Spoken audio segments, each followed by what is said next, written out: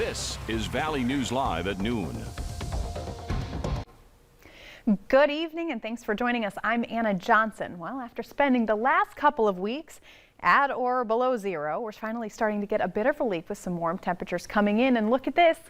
What is this? It's a sun. We haven't seen that in a while. So we have Summer Schnellbach here. She's going to go through our weather with us today. Summer? Anna, the best news today is that's not deceptive sunshine. Sometimes when we see sunshine this time of year, it's frigidly cold. Not today. We have mild sunshine as we've had a warm front working into the region, bringing us some much needed warmer temperatures, and it's going to be a beautiful day today. Doesn't get much better than this. We have lots of blue sky, only a few clouds filtering in, and gorgeous sunshine. Like I said, it's not deceptive because look at our temperatures. We started off this morning on the chilly side with some single digits on either side of zero, but look at this. Current temperatures, it's 30 degrees in Devil's Lake and the sun is shining bright. 31 in Grand Forks right now, 29 in Fargo. Still hanging on to the teens in Bemidji, some 20s in Fergus Falls. But Anna, coming up in just a few minutes, I'll time out the rest of today and how far east the warmth is going to make it. And we do have a chance for some snow to talk about towards the end of the week. But let's enjoy the warmth first and talk about that here in just a little bit.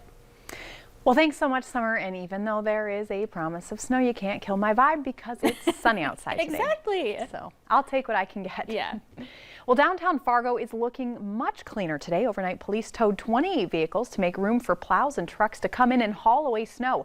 The process went until about 6:30 this morning when all the north and south streets were cleared. All cars in the way were taken to the impound lot, and if yours was one of those, it will cost you more than $100 to get it back.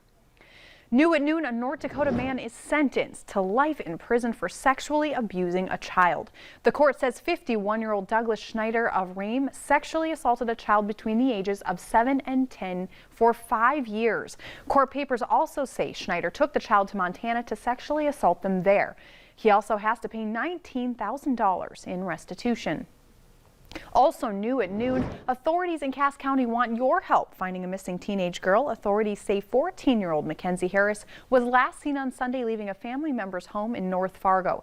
The report also says Harris is in contact with a family member, but she hasn't been seen. Her picture is up on your screen now, so if you see her, please call police. Hospitals are struggling with an increase in COVID cases, staff shortages, and a national blood crisis. Michael George has more details from New York.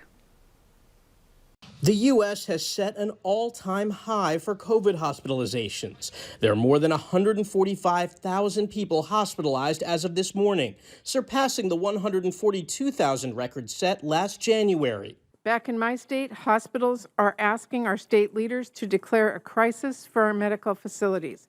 Doctors Rochelle Walensky and Anthony Fauci told senators hospitals are struggling with both the influx of new cases as well as staffing shortages. Underscoring why it is so important for the unvaccinated to get vaccinated and for those who are already vaccinated to obtain the booster shot. Hospitals are also dealing with a shortage of blood. Supplies are at such a dangerously low level, the American Red Cross has declared the first ever national blood crisis.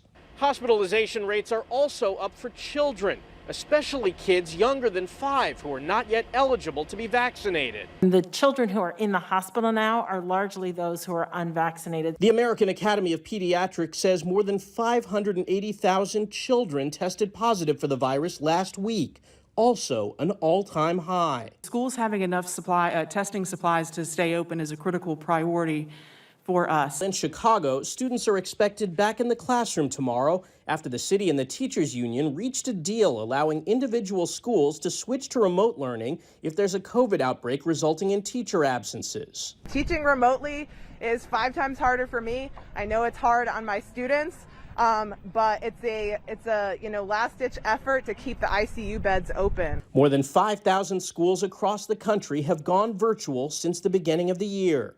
Michael George, CBS News, New York. Meanwhile, the recent surge in COVID-19 cases is forcing North Dakota health officials to cut back on investigations, and they're encouraging people who test positive to isolate on their own.